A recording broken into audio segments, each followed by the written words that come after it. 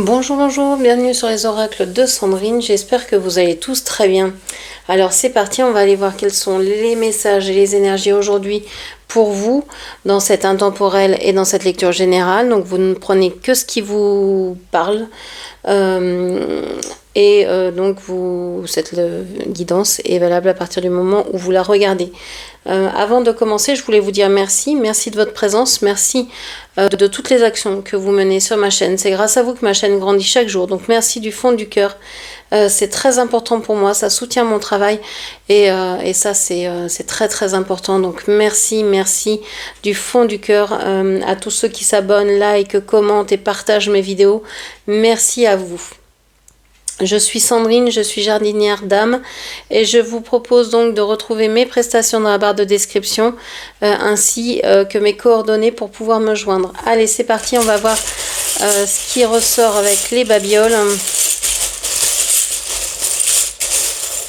Et après, on ira voir avec l'écriture intuitive. Alors, qu'est-ce que l'on vous dit dans un premier temps ? On vous dit que vous avez cru à une relation d'âme. Alors, j'ai la lettre W ici qui ressort, ou la lettre M. Ça peut concerner le travail. C'est peut-être quelqu'un que vous avez vu, que vous connaissez au travail également. Vous avez peut-être eu cette relation d'âme, eu la sensation d'être connecté avec quelqu'un, y avoir cru énormément et en fait vous dire bon bah j'ai cru mais voyez hein, c'est tout beau, c'est tout brillant bon ça va pas focuser cette babiole, mais quand on la retourne les brillants sont tous partis hein. Donc c'est comme si effectivement vous aviez vu une relation sous son plus beau jour et que en la vivant c'était pas la même quoi. Alors vous êtes peut-être dans une dépendance affective, vous cherchez peut-être votre rocher, hein. On a ici la moule, hein. Vous cherchez peut-être un rocher auquel vous accrochez. J'ai l'impression qu'il y a l'histoire d'une dépendance, vous êtes dépendante, alors si c'est pas à cette personne-là, c'est au lien. Vous avez besoin de vous sentir accroché à un lien fort, à un lien, comment je vais dire... Oui, un lien d'âme, quoi, quelque chose de profond, de fusionnel, d'intense. C'est à ce lien-là que vous êtes attaché. Pas forcément à la personne qui s'y rattache. Vous voyez ce que je veux dire ? Bon, on voit que vous passez par des hauts et des bas. Vous savez que vous devez changer. Et que vous devez changer aussi votre façon de voir la relation, de voir l'amour, de voir ce que c'est que l'amour. Peut-être que ce serait bien aussi de redéfinir pour vous-même qu'est-ce que l'amour. C'est quoi l'amour pour vous ? Qu'est-ce que vous attendez de l'amour ? Qu'est-ce que vous voulez que l'amour vous apporte ? Qu'est-ce que vous voulez partager ? Qu'est-ce que vous voulez vivre dans cet amour ? Pourquoi chercher l'amour ? Essayez de répondre à ces questions-là et vous allez voir que vous allez apprendre sur vous beaucoup de choses. Et puis, qu'est-ce que vous aimeriez vivre dans cet amour-là ? C'est intéressant ça. Est-ce que vous voudriez vivre, je sais pas moi, chacun de votre côté, avec quelqu'un, avec plusieurs personnes, en communauté, en polyamour, en couple ? Est-ce que vous avez envie de tester de nouvelles sortes de relations, de nouvelles formes de relations, par exemple les amitiés amoureuses, ou d'essayer quelque chose que vous n'avez jamais essayé de faire, je ne sais pas. Il y a un changement ici. Ok.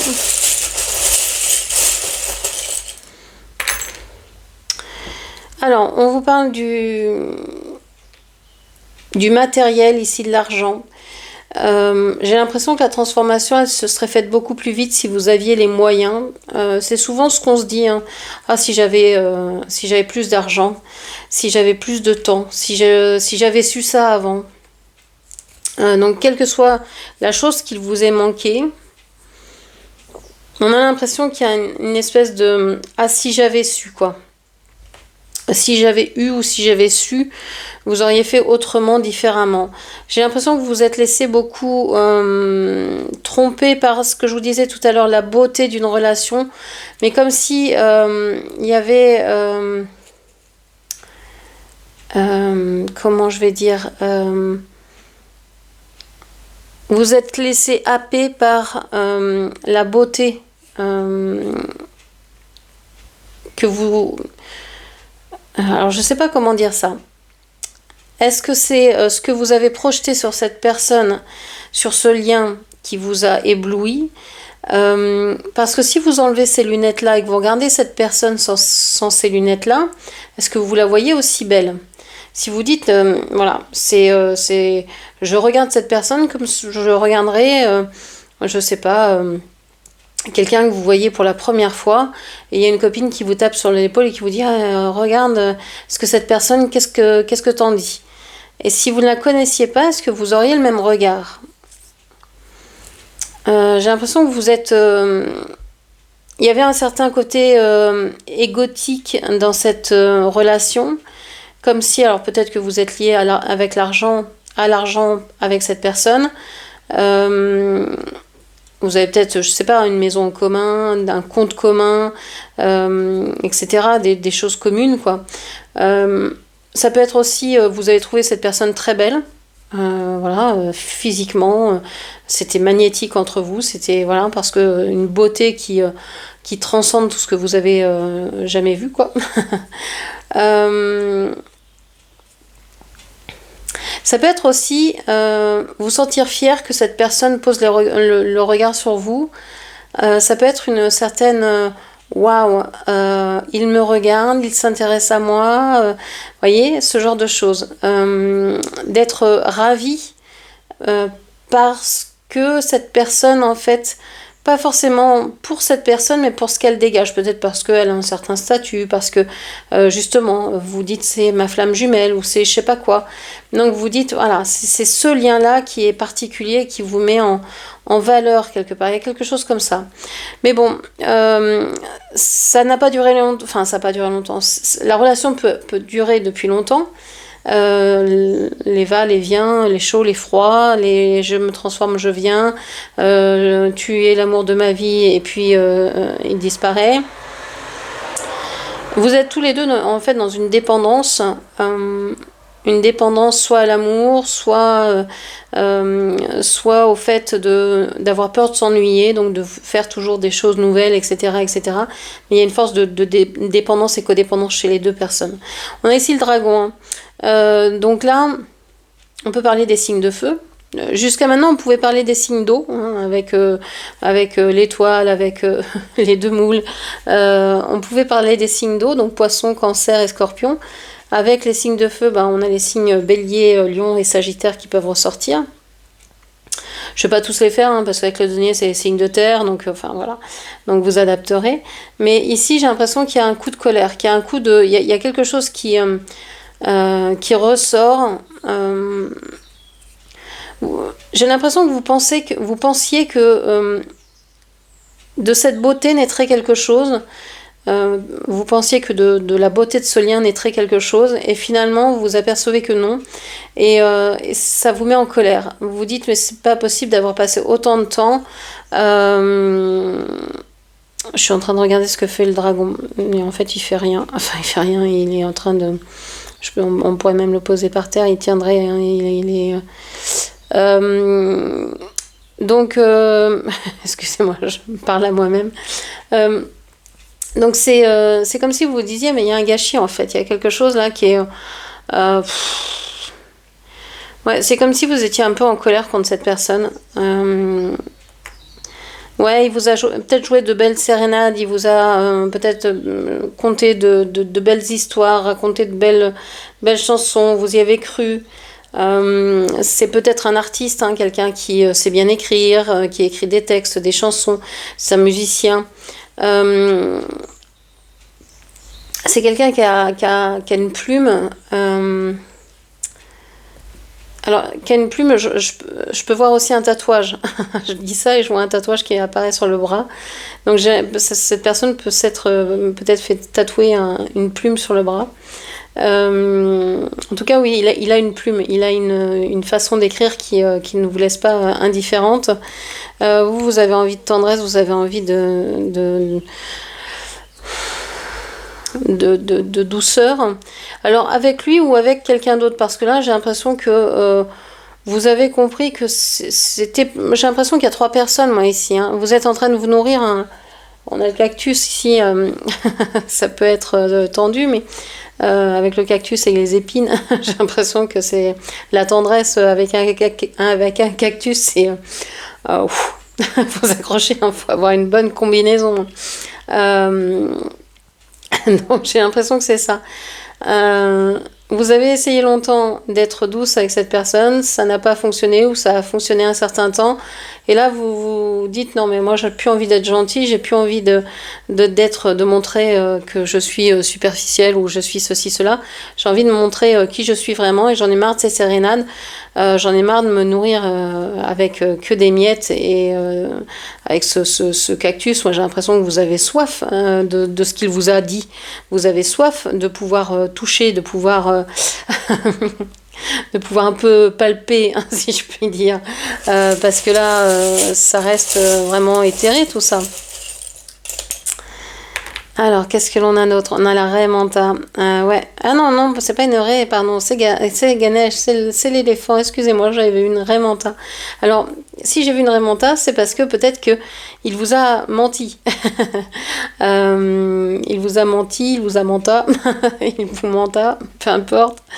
Ouais, l'impression qu'il a peut-être essayé de vous tromper, hein, dans le sens... alors, il l'a peut-être fait en vrai, mais peut-être qu'il a essayé de vous raconter des histoires ou qu'il sait raconter lui-même des histoires. On voit que Ganesh, ici... Pour moi, l'éléphant, c'est Ganesh. Hein, c'est celui qui défait tous les obstacles. C'est la puissance même. C'est la force tranquille. C'est le côté maternel, assuré... protecteur, décisionnaire, enfin voilà, c'est vraiment la puissance en action, mais dans une action réfléchie. Et c'est quelqu'un aussi qui a de la mémoire. Alors avec Ganesh, si vous ne connaissez pas l'histoire, c'est intéressant parce que Ganesh... il a un corps d'homme et une tête d'éléphant parce que son père, en partant, lui a demandé de surveiller sa mère, de rester et de protéger sa mère. Et quand son père est revenu chez lui, il n'a pas reconnu son enfant qui avait vieilli et il a pensé que sa femme était avec un autre homme et donc il a tranché la tête à son enfant en pensant que c'était quelqu'un d'autre. Et donc, quand il s'est rendu compte de son erreur, on lui a placé une tête d'éléphant pour le refaire vivre, quoi, pour le ramener à la vie. Donc là, c'est comme si cette personne perdait un peu la tête, soit pour ses projets, soit parce qu'il a perdu la tête pour une femme, pour des enfants, pour des projets. J'ai l'impression qu'il est un peu malmené, un tourbillon dans sa tête qui est pas très clair et il est en train de perdre la tête à cause de quelque chose comme ça.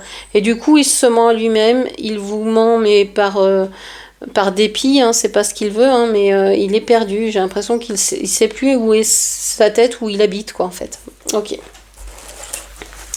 Alors, on va aller voir avec l'écriture automatique ou le dessin canalisé, je sais jamais, à l'avance, hein. On va voir ce qui vient.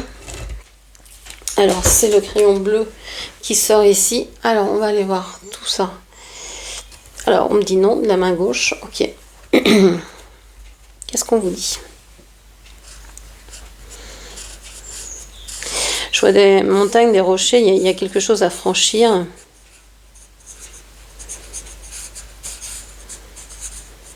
C'est très compliqué, hein. C'est comme si vous marchiez sur un... Je pense pas qu'il s'agit de vous d'ailleurs, je pense qu'il s'agit de la personne dont on vient de parler. qui a des difficultés en ce moment, des difficultés à marcher droit. Hein. C'est quelqu'un qui doit, moi je le vois comme glisser le long d'une montagne, vous savez, mais sur une toute petite corniche, je crois que ça s'appelle comme ça, un tout petit chemin rocailleux, mais vraiment, vraiment, il a la place juste de mettre les mains comme ça contre la paroi pour pouvoir se déplacer. C'est quelqu'un qui doit faire vraiment très attention à ce qu'il est en train de faire et qui n'a pas beaucoup de solutions. Je le sens vraiment piégé, coincé. Alors c'est peut-être c'est peut-être un gaucher. Hein. Moi, je suis pas gauchère et c'est rare que j'utilise ma main gauche.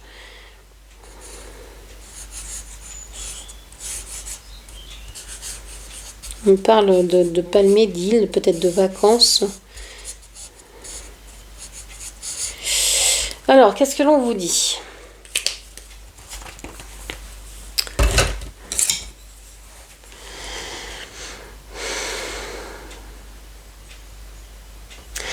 Il y a quelque chose qui lui est revenu en pleine face. J'ai l'impression qu'il s'est pris un boomerang. Alors, est-ce que c'est le karma? Est-ce que c'est une personne qui lui est rentrée dedans? Au propre comme au figuré, il a pu avoir un accrochage, il a pu, je sais pas, il y a l'idée de se prendre un scud là, vraiment, waouh, incroyable. Alors qu'il était en train de faire son chemin, hein, il était en train de, je sais pas, d'aller, d'agir, de se reconstruire. Eh bien, on voit que ça l'arrête en plein vol. Et ça l'emmène vers des... Regardez, il était sur un chemin tranquille et il y a ça qui arrive là. Hein. Alors, ce qui arrive ici peut être d'un signe d'air. Je pense que cette personne dont je parle doit être d'un signe double.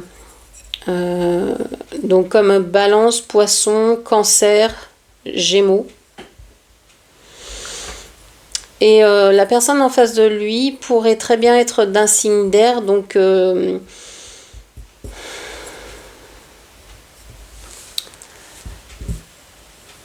Gémeaux, Balance ou Verseau. Ok. On a quand même pas mal de difficultés ici. On a pas mal de... Mais c'est dans tous les domaines, j'ai l'impression. Il n'y a rien qui va. Depuis que cette personne ou que cette situation est arrivée dans sa vie, il n'y a plus rien qui va. C'est toujours en dents de scie. Un coup ça va, un coup ça va pas. Quand il perd le moral, il perd vraiment le moral. Quand les choses vont bien, ça va hyper bien. J'ai l'impression qu'il pense même à s'engager avec cette personne et puis ensuite il se dit non, c'est pas possible, c'est trop le bazar.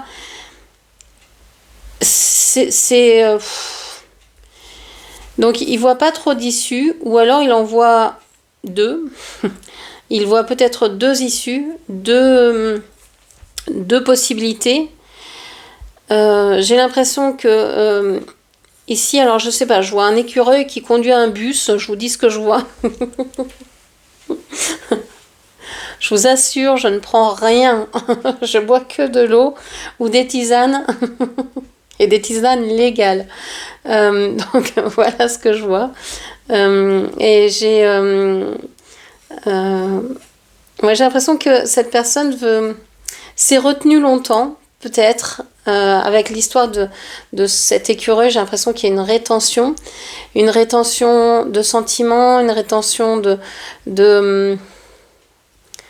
il y a quelque chose qui est maintenu en lui, qu'il a gardé pour lui, et j'ai l'impression qu'il court, mais qu'il glisse même, pour vous dire ce qu'il a à vous dire. Je pense qu'il va vers vous.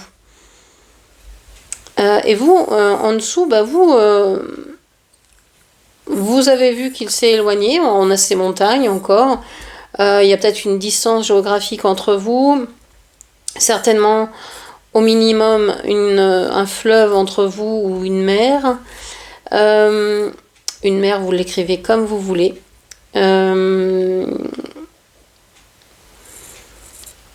Ça peut être la mère de ses enfants, ça peut être sa propre mère, ça peut être votre mère qui n'est pas d'accord pour cette union, ça peut être une mer et un océan.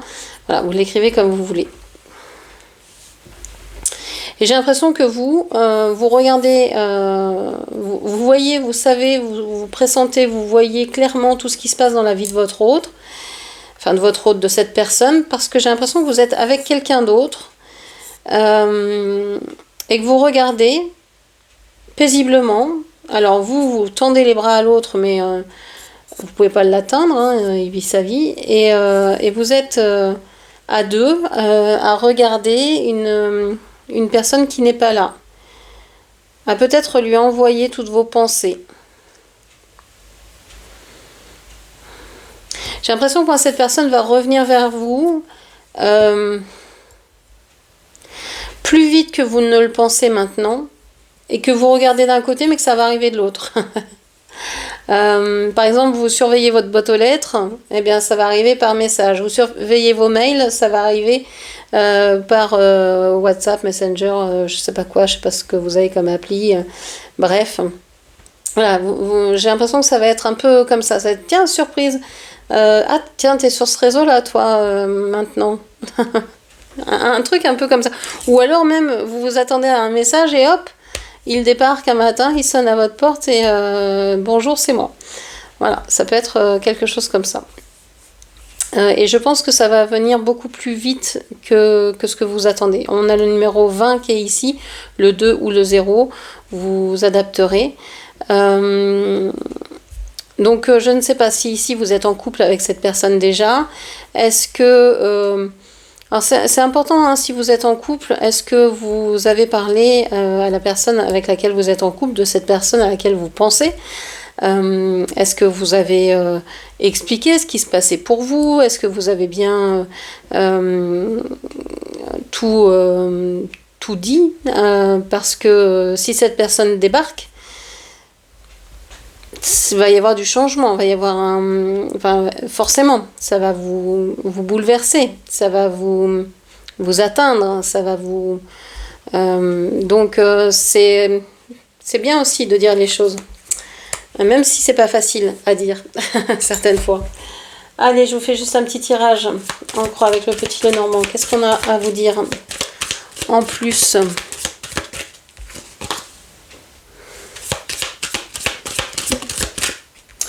On a le renard ici, le 9 de denier. Vous êtes en train de chercher votre indépendance. Vous vous méfiez aussi vous vous méfiez beaucoup des personnes autour de vous. Vous cherchez peut-être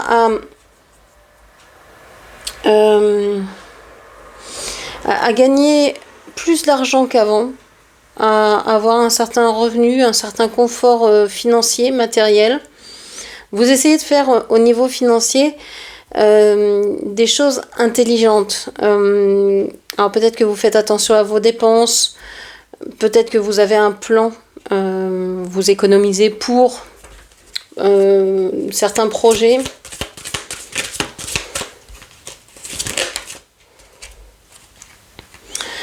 On a la cigogne et la tour. Alors on voit que vous allez avoir un grand changement dans votre vie. Alors on peut parler d'annonce de naissance par exemple, mais on peut parler aussi de changement. Vous avez certainement avoir des changements d'adresse à faire, des changements vis-à-vis de l'administration. Donc c'est possible que vous mettiez de l'argent de côté pour pouvoir acheter une maison, pour pouvoir en louer une, pour pouvoir déménager, pour pouvoir accueillir des enfants. Ou des projets dans votre future maison par exemple. Peut-être que votre maison ne correspond plus à à vos projets actuels, donc vous avez décidé de partir pour trouver quelque chose qui vous convienne mieux. C'est peut-être aussi un changement parce que vous avez été longtemps isolé des autres et que là il y a un changement qui se passe à ce niveau-là.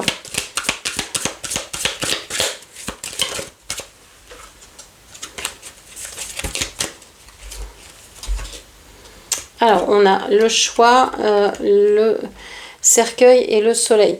On voit que vous avez un choix à faire et vous savez que si vous voulez aller vers le bonheur, il va falloir mettre fin à quelque chose. Il va falloir terminer quelque chose. Il y a une période de deuil donc qui s'annonce parce que chaque fois qu'on fait un choix, que l'on décide d'en finir avec une situation ou avec une relation, eh bien, ça veut dire qu'on renonce à cette situation, à cette relation. Des fois, on prend la décision de partir, mais ça n'empêche pas que c'est pas toujours de gaieté de cœur. C'est parce que on est mal, parce qu'on voit que l'autre est mal en face, parce qu'on voit qu'on se fait du mal et qu'on n'a pas envie de rester comme ça. On peut voir aussi ici, vous faites un choix parce que en fait, vous êtes, ce que je vous disais tout à l'heure, hein, je vous voyais sur la plage avec quelqu'un qui regardait au loin en espérant l'arrivée de l'autre, et puis en fait, une autre personne arrive, enfin, celle que vous espérez arrive d'une autre manière. Ici, ça me fait penser un peu à ça. Vous êtes entre deux personnes, il y a vraiment un trio ici. Et vous savez que vous devez mettre un terme à l'une de ces énergies-là pour connaître le vrai bonheur. Et on voit que ici on a le soleil, on a la lune, et que vous choisissez le soleil, vous choisissez la lumière, la chaleur. J'ai l'impression que vous laissez au passé ce qui est au passé, vous enterrez même l'ombre. C'est peut-être les deux facettes d'une même pièce, hein. Ces deux personnages représentent aussi peut-être vos faces chacune. Donc ça représente peut-être votre face lumineuse et votre face sombre. Et vous avez décidé de ne plus vouloir explorer pour le moment cette face-là. J'ai l'impression que vous avez tellement fouillé ou tellement été dans la déception, dans la noirceur, dans le négatif, etc., que vous n'avez plus envie. Donc, vous préférez commencer quelque chose de nouveau et aller vers voilà, ce qui vous réchauffe, ce qui vous fait du bien, ce qui vous rend vivante, ce qui vous fait sentir vivante. Vivante et vibrante, j'entends. Vibrante dans le sens où vous êtes émoustillé, où il y a quelque chose qui se passe dans le corps, où il y a...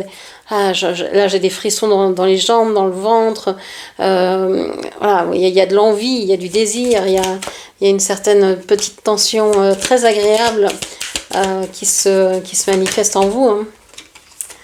Ouais, on a le bonheur ici. Hein. On a le bonheur, on a le bouquet, il y a de la douceur. Ouais, on a de la tendresse. Vous êtes douce avec vous-même. À partir de maintenant, j'ai l'impression que vous prenez le temps d'être douce avec vous-même parce que vous avez réussi à faire un choix qui était vraiment mais d'une difficulté waouh. Et vous pensiez pas assez armé pour faire ce choix-là. Et on voit que vous avez surmonté les difficultés mais d'une main de maître et que vous vous en sortez particulièrement bien et que vous dites bah ouais, je peux être fière de moi. Maintenant je sais dire non, maintenant je sais reconnaître les personnes qui sont là pour profiter, je sais reconnaître un renard d'un autre animal qui serait plus gentil pour moi, qui serait plus acceptable, qui serait plus souhaitable dans mes énergies et dans mon entourage. Okay. Dernière carte, s'il vous plaît.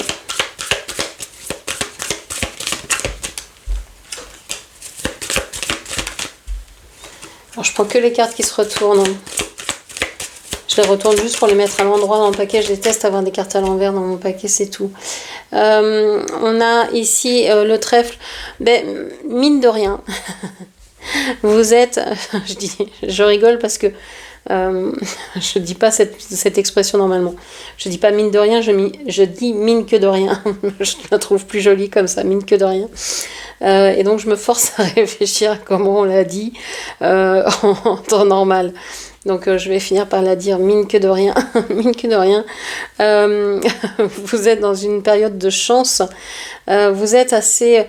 Tout ce qui vous arrive, en fait, vient vous ramener vers plus de douceur, plus de franchise, plus de... C'est même pas franchise, c'est de simplicité, d'humilité, d'amour, de passion, de tendresse, mais que ce soit envers vous, envers les autres, mais d'une manière différente. Il y a eu un changement. Avant, vous cherchiez peut-être à attirer l'attention des autres, à vous montrer, à être reconnu. Maintenant, ce que vous cherchez, c'est juste à vibrer, à être bien. Un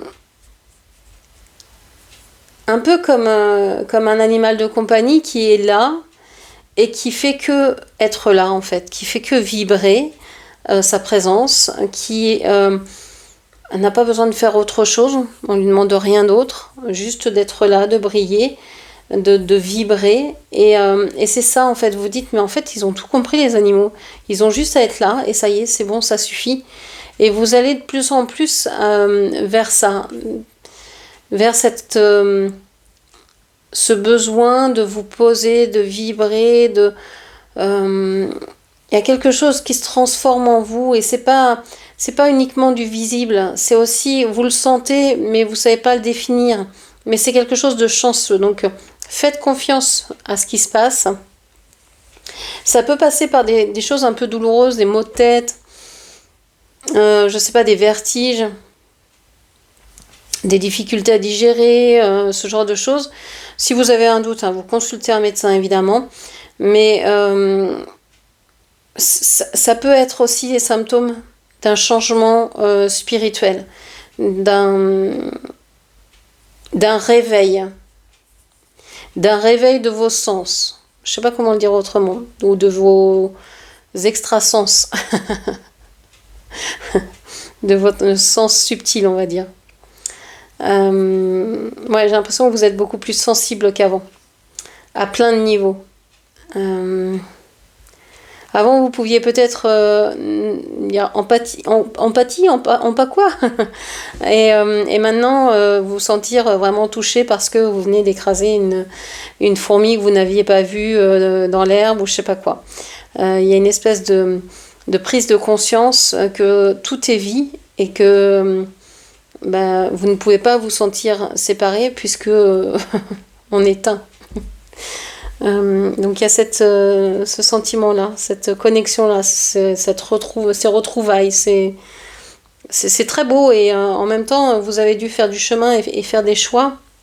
Vous avez dû vous défaire d'une relation. Alors peut-être que vous avez perdu quelqu'un ou que vous avez dû vous défaire de quelqu'un. Et je sais pas, en fait, cette perte, c'est comme si ce départ